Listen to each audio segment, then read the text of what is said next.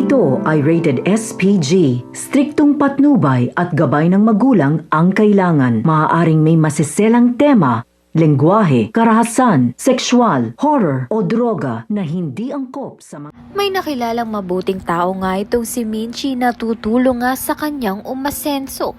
Dahil nga sa itsura nga raw nito ni Minchi ay bagay na bagay nga raw siyang umasenso.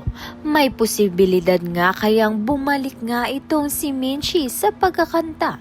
Sa kabilang banda naman nga kukuhanin na nga sana ni Jenny ang kanyang premyo na 5,000. Subalit sa kasamaang palad ay madudukutan nga siya at magkakaroon nga ng gulo.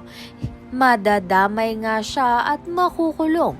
Kaya naman nga't dismayado nga itong si Minchi sa nangyari dahil nasangkot nga sa gulo ang kanyang anak na si Jenny at nawala pa nga ang pera niya na dapat sana ipangbabayad sa pang-tuition nga niya sa pag-aaral.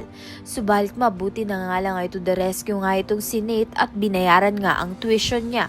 Kaya naman nga't wala na nga problemahin pa itong si Jenny. Subalit hindi niya nga alam na si Nate nga ang nagbayad. Kaya naman nga't yan at iba pa ang dapat nating pakaabangan. Maraming salamat sa iyong panonood.